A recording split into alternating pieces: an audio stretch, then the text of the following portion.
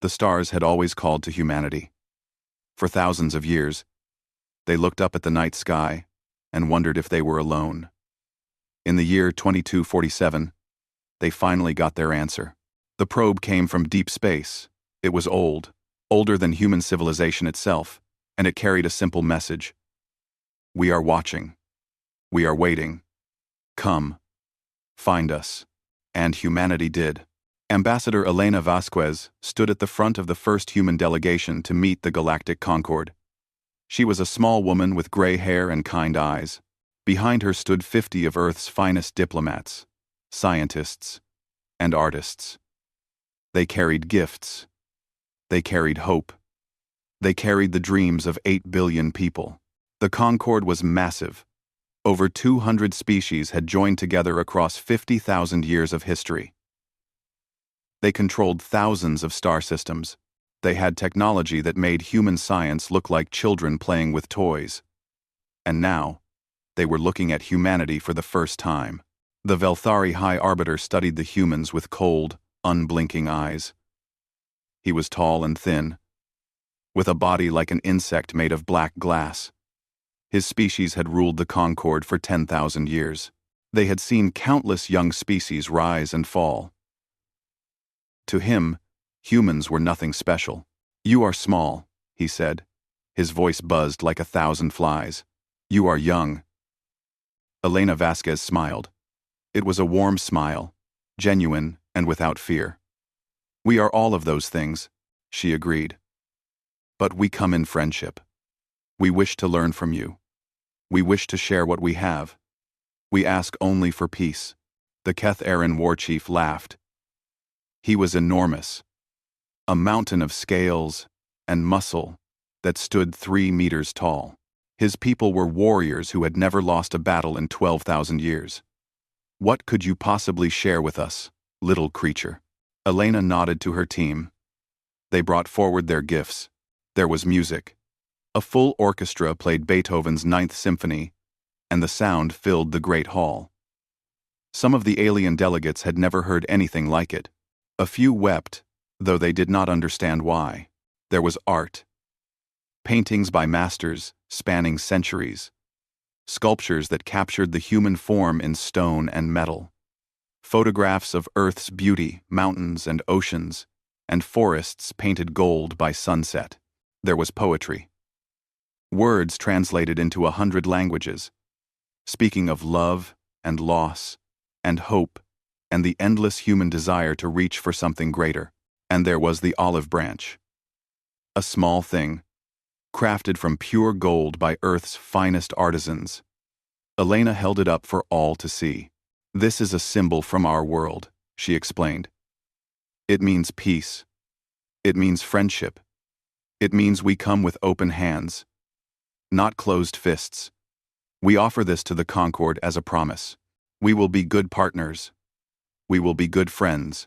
We will be good neighbors in this vast universe. The Velthari High Arbiter took the branch. He looked at it for a long moment. Then, without a word, he crushed it beneath his claw. The gold crumpled like paper. He let the pieces fall to the floor. You are classified as Category 7, he said. Primitive. Insignificant. You may trade with the Concord.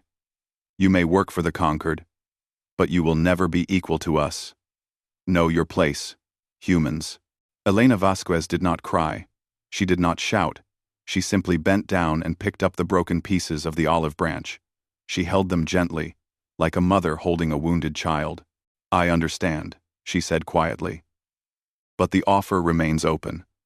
Whenever you are ready for friendship, we will be here. The years that followed were hard. Humanity spread across 12 colony worlds. They traded with the Concord. They worked in Concord stations and ships. They tried, every single day, to prove their worth through kindness and hard work. It did not matter. Human workers were given the most dangerous jobs. They mined radioactive asteroids without proper protection. They cleaned toxic waste that other species refused to touch. When they died, and many did, their deaths were not even recorded. Human colonists paid 3 times the taxes of other species. Human merchants were cheated in every deal. Human children were mocked in schools, where they were even allowed to attend. The Terran Exclusion Acts passed through the Concord Council without debate. Humans could not own property on core worlds. Humans could not hold political office. Humans could not marry members of superior species. And still, humanity smiled. President Marcus Chen addressed his people from Earth. He was an old man, tired but unbowed. "I know you are angry," he said. "I know you are hurt. But we must be patient. We must show them who we truly are. Violence is easy. Hatred is easy.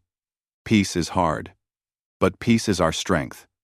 We will prove ourselves through dignity, not destruction." The galaxy began to call humans the soft species. Some said it with pity. Most said it with contempt. These strange creatures from the small blue world seemed incapable of anger. They absorbed every insult, every injury, every injustice. They just kept smiling. Admiral James Okonkwo commanded Earth's small defense fleet. He was a tall man with shoulders like iron and eyes that had seen too much. In private meetings, he urged the government to prepare for war. "They will never respect us," he warned. "They see our kindness as weakness. We must show them strength, or they will destroy us." President Chen shook his head. "We are not ready for war, Admiral. And more importantly, we do not want war. We left our violent past behind us. We are better now." Okonkwo said nothing. But that night, he opened a file on his personal computer, a file that very few people knew existed. It was called The Archive, and it contained everything humanity had tried to forget: the weapons, the strategies, the terrible knowledge that humans had spent 10,000 years perfecting. He did not share it with anyone. Not yet. But he kept it ready, just in case. Meanwhile, on a space station at the edge of Concord territory, a young human woman worked in a medical bay. Her name was Sarah Lynn, and she was a doctor. Every day, she treated patients of all species. She healed Velthari and Ketharan and dozens of others who looked at her with disgust. Every night, she wrote in her journal. She recorded every insult she heard, every death she witnessed, every injustice she saw. "For the record," she wrote, "someone must remember. Someone must keep count. Not for revenge, just for truth. Just so that someday, if anyone asks what happened to us, there will be an answer." She closed her journal and looked out the window at the stars. Somewhere out there, 2 million humans were building new lives on a colony called New Helsinki. They were farmers and teachers and builders. They were families with children and dreams and hopes for the future. They did not know that in 5 years, they would all be dead, and they did not know that their deaths would change everything. 5 years passed like slow poison. On the surface, nothing had changed. Humans still worked. Humans still traded. Humans still smiled at species who treated them like dirt. But underneath, something was breaking. Dr. Sarah Lynn no longer worked in a medical bay. She had been promoted, if you could call it that, to a research position on Earth. Her journals had grown into thousands of pages. Every death, every crime, every moment of cruelty, she showed them to no one. But she kept writing. "They killed 4 miners today," she wrote one evening. "Cave. Collapse. The company said it was an accident.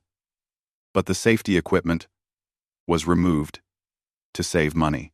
The Velthari supervisor said human lives were not worth the cost of proper gear. No investigation. No punishment. No one cares." She paused. Her hand was shaking. "I am starting to wonder if kindness is enough." On New Helsinki, life was good. The colony had grown to 2.3 million people. They had built cities and farms and schools. Children played in parks under an alien sun. Old couples walked hand in hand through streets lined with trees from Earth. Governor Maria Santos loved her people. She had fought for years to make New Helsinki a success. Every morning, she walked through the capital city and watched her citizens living their lives. She saw hope in their eyes. She did not see the Ketharan fleet gathering in the darkness between stars. The message came without warning. Every screen on New Helsinki flickered. Every radio crackled. And then a voice spoke deep and cold and utterly without mercy. This world belongs to the Ketharan Dominion. You are trespassers. You have 6 hours to leave.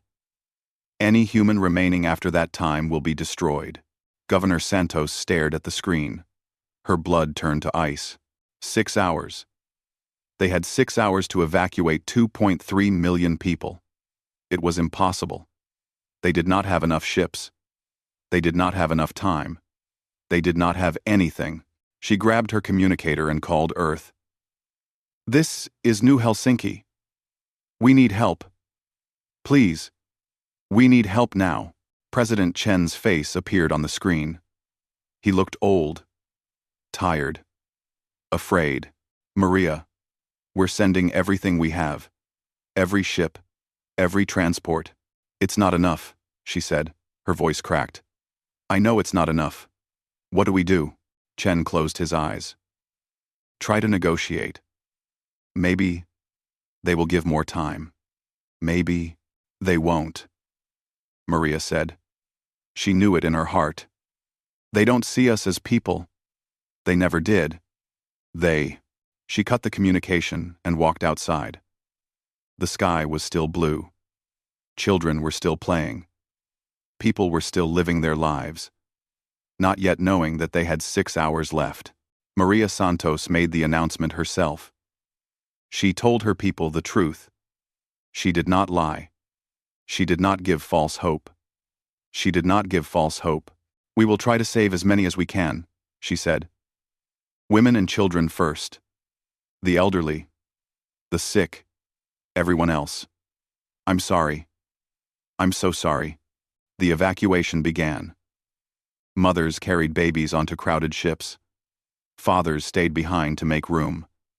Old friends said goodbye for the last time. Everywhere, there were tears. Everywhere, there were screams. But there was something else too.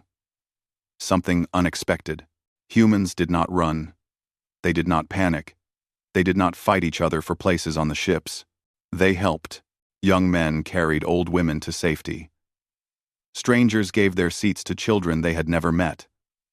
A teacher gathered 30 orphans and led them through the chaos, singing songs to keep them calm. And when the ships were full, when there was no more room, those who stayed behind did not curse the universe. They hugged each other. They said prayers. They looked up at the sky and waited for the end. Governor Maria Santos was the last to board a ship. She had given her seat to a pregnant woman. She stood at the door, looking back at the city she had built. I'm sorry, she whispered. I'm so sorry. The door closed. The ship lifted off. And then the fire came. The Ketharan fleet filled the sky. Their weapons painted the world in light. Cities melted. Mountains crumbled. Oceans boiled away into steam. The evacuation ships watched from the edge of the system. Only 200,000 people had escaped. Behind them, 2.1 million humans burned. The Concord Council met 3 days later. The Ketharan war chief presented his case with pride. The territory belonged to us 10,000 years ago, he said. We simply took it back. The humans were warned. They chose to stay. Their deaths are their own fault. Thanks for watching. And see you. End quote. Ambassador Elena Vasquez stood before the council. She was older now, her hair white, her body frail, but her voice was steady. Those people were innocent, she said. Children, families, they did nothing wrong. They harmed no one. And you murdered them. The Velthari High Arbiter waved a claw. The Concord recognizes the Ketharan claim. The matter is settled. There will be no investigation. There will be no punishment. Elena felt something break inside her. 30 years. 30 years of smiling. 30 years of patience. 30 years of believing that peace could win. It had all been for nothing. She returned to Earth that night. She walked into President Chen's office without knocking. He was sitting at his desk, staring at footage of New Helsinki, burning. "Marcus," she said, "what do we do?" The president looked up. His eyes were red. His hands were shaking. For a long moment, he said nothing. Then he reached for his communicator. "Get me Admiral Okonkwo," he said, "and open the archive." Elena felt a chill run down her spine. "Marcus, are you sure? Once we open that door, we can never close it again." Chen stood up. He walked to the window and looked out at the stars. "For 30 years, I believed in peace," he said. "I told my people to be patient. I told them kindness would win. I told them we were better than our past." He turned to face her. There was something different in his eyes now. Something old, something cold, something that had been sleeping for a very long time. "I was wrong," he said. "They killed 2 million of our people. Children. Elena. They burned children. And the galaxy said it was fine. The galaxy said we deserved it." He sat back down and began typing commands into his console. "We tried peace. We really did. We gave them every chance. But they don't want peace. They want us dead or enslaved. And I will not let that happen." Elena watched him work. "What are we going to do?" Chen looked up at her.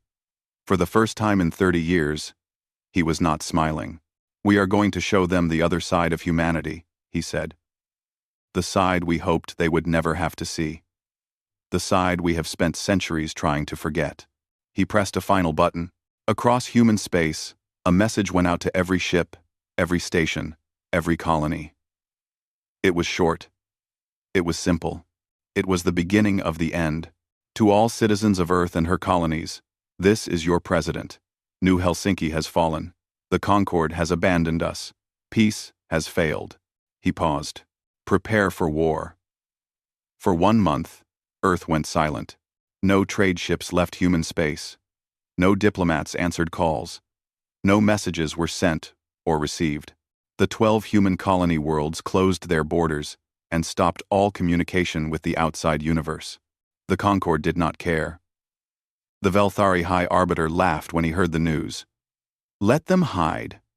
"Hide?" he said. "Let them cry. In a few months, they will come crawling back. They have no choice. They are weak." The Ketharan war chief agreed. "Perhaps we should take another colony. Remind them of their place." But some species in the Concord were nervous. A young diplomat from a minor species called the Talani approached the High Arbiter with concerns. "Something is wrong," she said. "The humans are too quiet. They did not beg. They did not threaten. They simply stopped. This is not the behavior of a defeated people." The High Arbiter dismissed her with a wave. "You are young. You do not understand. Humans are soft. They have no warriors. They have no weapons. They are nothing." The Talani bowed and left. But she did not stop watching. She began to study human history. The real history. Not the edited version they had shared with the Concord. What she found made her blood run cold.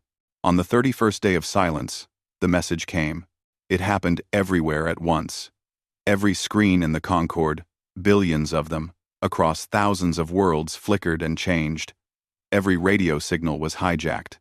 Every holographic display showed the same image. Earth, bright and blue and beautiful, floating in the darkness of space. Then, a voice spoke. It was calm.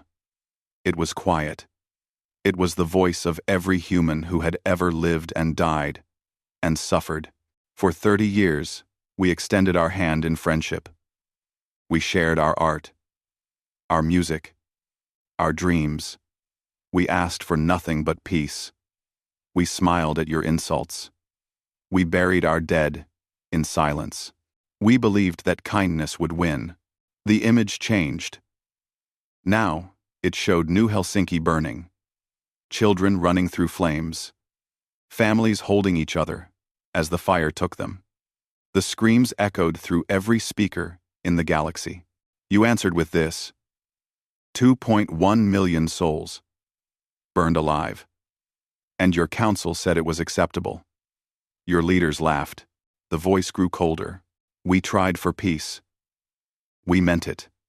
Every word, every gesture, every olive branch we offered was genuine. We truly wanted to be your friends. Silence. But you have made your choice. Now you will know the other side of humanity. The image changed again. This time, it showed human history. Not the beautiful parts. Not the art and music and poetry. The other parts. The parts humanity had tried to hide. The Concord saw the world wars. They saw millions of humans killing millions of other humans with bombs and bullets and poison gas. They saw cities reduced to ash. They saw nuclear fire, erasing everything in its path. They saw the genocides. They saw the concentration camps. They saw the mass graves filled with human beings murdered by other human beings for reasons that seemed insane. They saw the weapons. Chemical agents that melted flesh. Biological plagues designed to kill billions. Nuclear missiles powerful enough to crack a planet open. And worse things that had been invented but never used, locked away because even humans feared them. The voice continued. You looked at us and saw weakness. You thought our kindness meant we could not fight. You were wrong. We are the species that hunted every predator on our world to extinction. We are the species that split the atom and then pointed it at ourselves. We are the species that spent 10,000 years perfecting the art of killing not aliens, but each other. Every weapon you could imagine, we have already built. Every tactic you could devise, we have already used. Every horror you could dream of, we have already survived. You called us soft. You called us weak. You should have called us restrained. The image faded to black. That restraint is over. Across human space, the transformation began. The archive opened. It was the largest database ever created. A record of every weapon, every strategy, every piece of military knowledge humanity had accumulated over 10,000 years. After the unification of Earth, this knowledge had been sealed away. Humanity wanted to forget what it was capable of. Now they remembered. Admiral James Okonkwo stood on the bridge of his flagship, the Vengeful Spirit. Around him, a fleet emerged from hidden shipyards scattered across human space. These were not trade ships. These were not exploration vessels. These were weapons of war, built in secret for a day humanity prayed would never come. How many? Okonkwo asked his second-in-command. 2,000 warships, Admiral. Another 5,000 under construction. And the special projects are online. Okonkwo nodded. The special projects. Weapons so terrible that even he hesitated to use them. Relativistic kill vehicles. Self-replicating nanomachines. Biological agents designed to target specific species. Psychological warfare techniques refined over centuries of human conflict. And the soldiers? Every human colony has mobilized. Volunteers are arriving by the millions. We are training them now. Good. Okonkwo looked out at the stars. The Ketharan will come first. They are proud. They will want to crush us quickly. He was right. 3 days later, a Ketharan patrol fleet of 12 warships entered human space. They expected to find scared civilians and unarmed freighters. They expected easy prey. Instead, they found a single human ship. It was small, no larger than a shuttle. It hung in space, waiting. The Ketharan commander laughed. One ship? They send one ship? Destroy it. Before he could give the order, the human ship broadcast a message. One word. Run.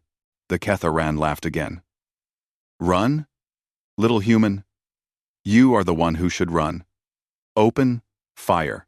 The Ketharan weapons activated. Energy beams lanced toward the human ship. They never hit. The human ship moved. Not like a normal ship, it moved like something impossible. One moment it was in front of them. The next moment it was behind them. The next moment it was everywhere at once. 17 seconds later, all 12 Ketharan warships were debris. The human ship was not scratched. It broadcast one more message before disappearing into the darkness. Tell your masters. The soft species sends its regards. News of the battle spread across the galaxy like wildfire. The Concorde could not believe it. The Ketharan could not understand. 12 warships, the pride of their fleet, destroyed in 17 seconds by a single human shuttle. The Telani diplomat sat in her quarters, reading the report. Her hands were shaking. She had found something in her research. A human word. A word that described what was coming. The word was wrath. On Earth, President Chen addressed his people one last time before the war began. Today, we become what we hoped we would never have to be, he said. Today, we show the galaxy the truth about humanity. We did not want this. We never wanted this. But they have left us no choice. He looked directly into the camera. His eyes were hard as stone. To the Concorde. You have woken something ancient. Something we spent centuries trying to put to sleep. You thought our kindness was weakness. You will learn the difference. He paused. May God have mercy on you. Because we will not. The war had begun. And the galaxy would never be the same. The war lasted 6 months. The galaxy would remember it forever as the humbling. The Ketharan struck first. They sent their greatest fleet, 500 warships. The largest armada assembled in 1,000 years. Their war chief led them personally. He would destroy the human homeworld and end the rebellion before it could truly begin. They are clever with tricks, he told his captains. But tricks cannot defeat true warriors. We will crush them like insects. The fleet arrived at the edge of human space. They expected a grand battle. 2 forces meeting in honorable combat. The stronger would win. That was how war worked. But humans did not fight like that. The first ships died without seeing their enemy. Mines hidden in empty space tore through their hulls. By the time the Ketharan realized what was happening, 50 ships were gone. Then came the ambushes.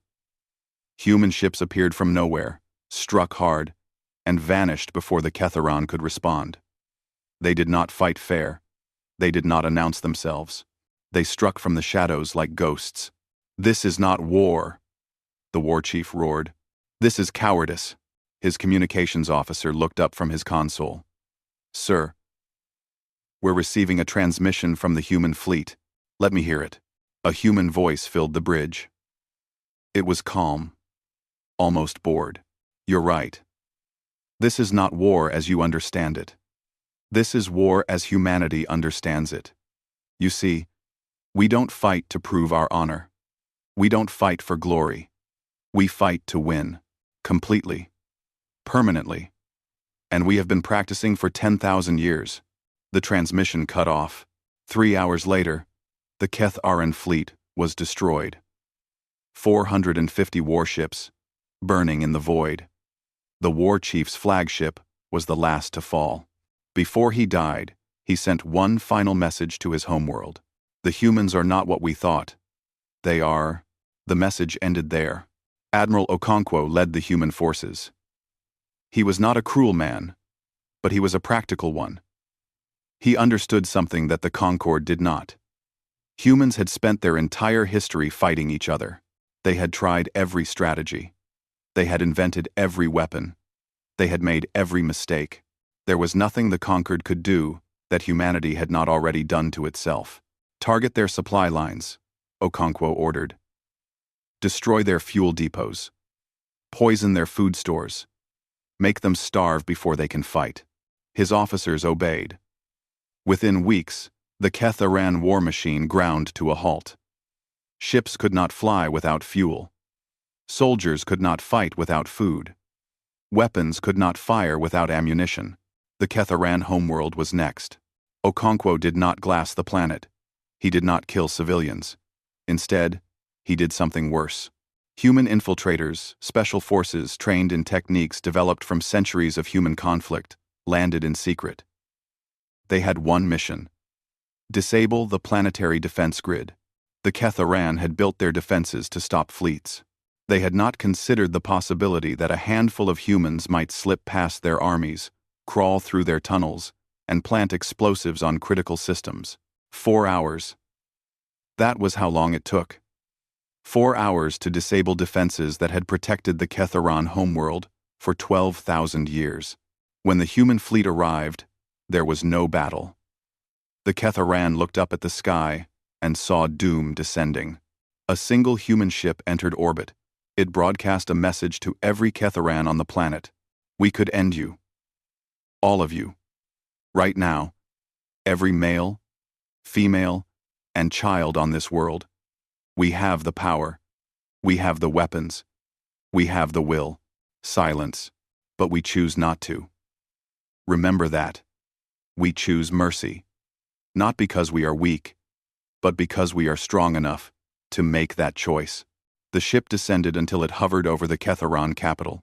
You have 2 options: surrender unconditionally, or watch your world burn the way New Helsinki burned. The Ketharan warrior caste, undefeated in 12,000 years, surrendered that day. Their generals knelt before human soldiers half their size. Their war chief's successor handed his blade to Admiral Okonkwo. "How?" he asked. "How did you defeat us so easily?" Okonkwo looked at the blade in his hands. "You have been warriors for 12,000 years, he said.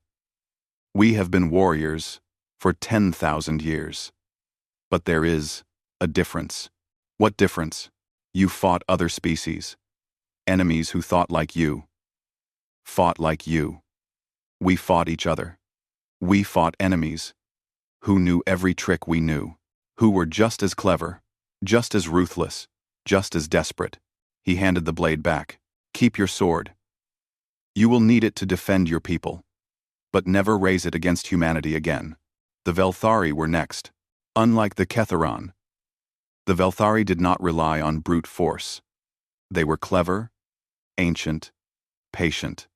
They had ruled the Concord through manipulation for 10,000 years. When they saw the Ketharan fall, they knew direct combat was impossible. So they tried something different. Deep in their vaults, they kept weapons from an age long forgotten. Terrible things, created by species that had died before humans learned to walk. The Velthari had kept these weapons as insurance, hoping they would never need to use them. Now they did. A Velthari strike force slipped past human defenses. Their target was Earth itself.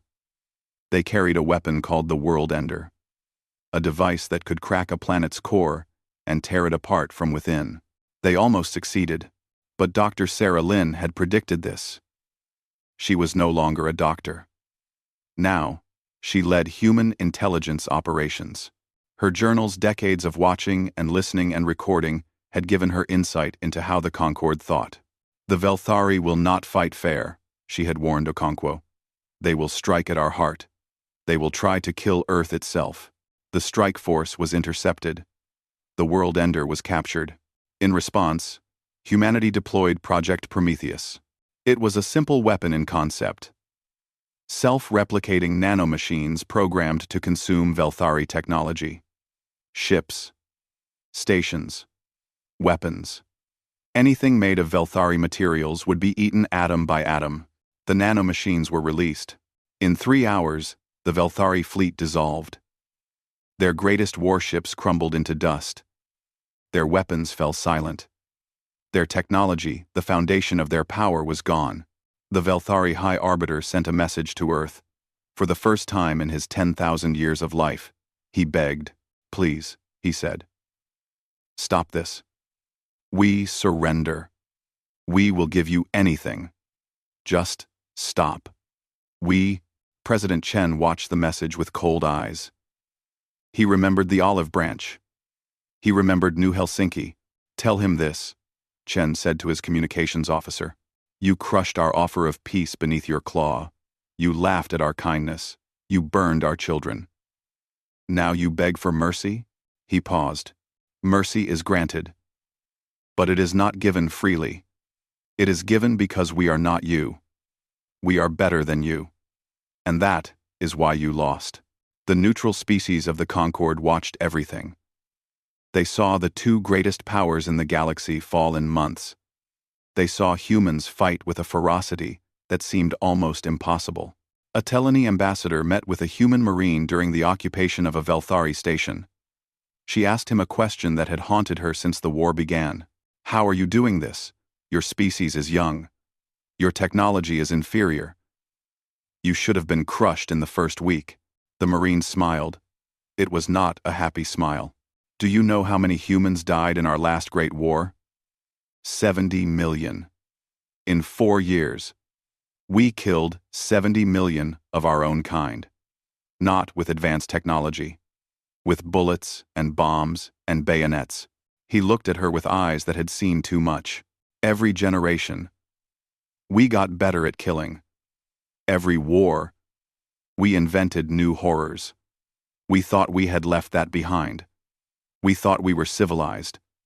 But the knowledge never went away. The instincts never died. He gestured at the ruined station around them. You woke up a sleeping monster. And now you know why we tried so hard to keep it asleep. The war ended on a single day. Admiral Okonkwo walked into the great council chamber of the Velthari homeworld. Human soldiers stood where alien guards had stood for millennia. The High Arbiter waited, broken and defeated. His power was gone. His fleet was dust. His empire had crumbled. Okonkwo reached into his pocket and placed something on the table between them.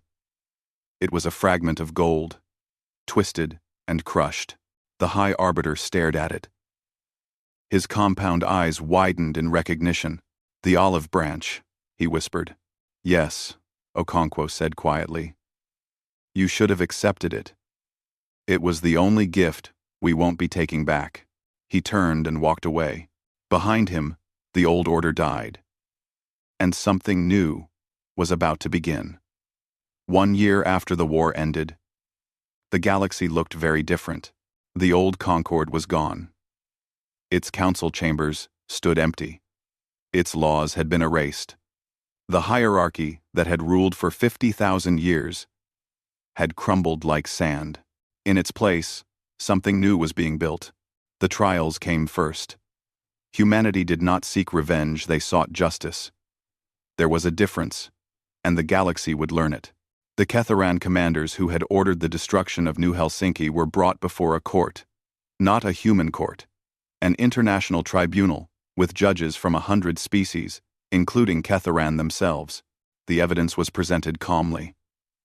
The recordings, the orders, the communications, showing that the attack was planned, deliberate, and cruel. But the punishment was not death. The punishment was memory. Each commander was forced to watch footage of New Helsinki's final hours, not edited, not shortened. The full 6 hours of evacuation. The screaming. The prayers. The moments when parents realized they would never see their children again. They watched children running through flames. They heard mothers calling for babies they could not save. They saw old men holding their wives as the fire took them. Some of the commanders went mad. Others simply stopped speaking, their minds broken by what they had done. A few took their own lives, rather than continue watching. This is not cruelty, President Chen explained to the galaxy. This is truth. They must understand what they did. Not as a statistic. Not as a military operation. As 2.1 million individual lives, each one precious, each one loved, each one destroyed. The galaxy watched.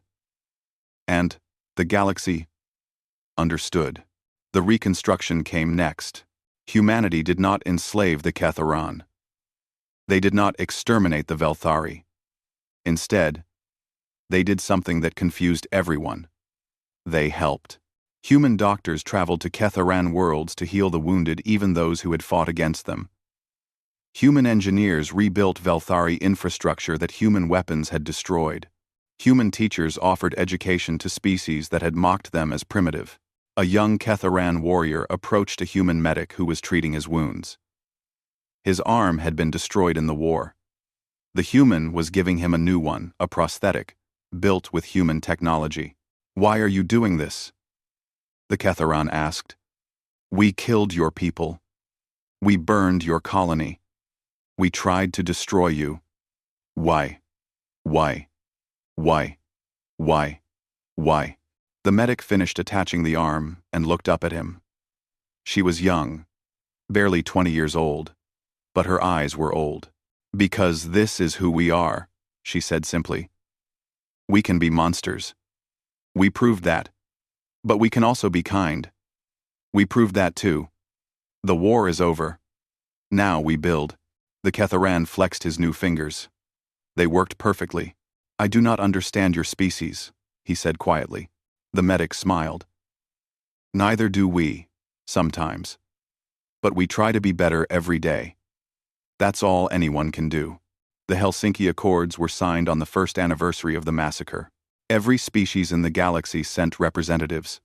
The chamber was packed with beings of every shape and size, some who had ruled empires, some who had been slaves, all of them equal now.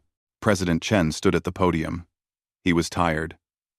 The war had aged him terribly, but his voice was still strong. "We gather today not to celebrate victory," he said. "There is no victory in war. Only survival. Only the hope that the survivors can build something better." He looked around the room. The old Concord failed because it was built on lies. Lies about superior and inferior species. Lies about the value of life. Lies about power and its purpose. We reject those lies. He gestured to the document before him. The Helsinki Accords establish a new order. Every species has equal representation. Every species has protected rights. No species may be enslaved, exploited, or destroyed. This is not negotiable. This is the foundation of our new civilization. He paused. "Some of you may think humans are being hypocritical. We waged a terrible war. We used terrible weapons. We killed millions. How can we speak of peace? Why?" He looked directly at the Velthari delegation. "Because we know, better than anyone, what war truly costs. We spent 10,000 years learning that lesson. We hoped we would never have to teach it to anyone else. But when you burned New Helsinki, you left us no choice." He turned back to the assembled delegates. "We do not claim to be perfect. We are not saints. We are humans. Flawed, dangerous, capable of both great evil and great good. But we choose good. Every day, we choose good. And we invite you to choose with us." The accords were signed. The new Galactic Union was born. Years passed. The galaxy healed. The species that had been oppressed under the old Concord flourished. The Telani, once considered worthless, became leaders in diplomacy and philosophy. The Morven, once enslaved as laborers, built the most beautiful cities in the known universe. Dozens of others found their voices for the first time. Even the Ketharan and Velthari found new purpose. Stripped of their empires, they discovered something they had never known: humility. Some became teachers, sharing their ancient knowledge with younger species. Others became protectors, using their strength to defend the weak instead of oppress them. Ambassador Elena Vasquez lived to see it all. She was very old now, her body frail, but her mind was still sharp. She had spent her entire life working for peace. Now, finally, she had it. A young Velthari historian came to visit her one day. He was writing a book about humanity and wanted to understand them better. "Please explain your species to me," he said. "You came to us with kindness. We rejected you. You tried again. We hurt you. You tried again. We killed millions of your people. And then you won the war and showed us mercy. It makes no sense." Elena smiled. It was the same warm smile she had worn 30 years ago, when she first stood before the Concord. "We are capable of infinite love and infinite cruelty," she said.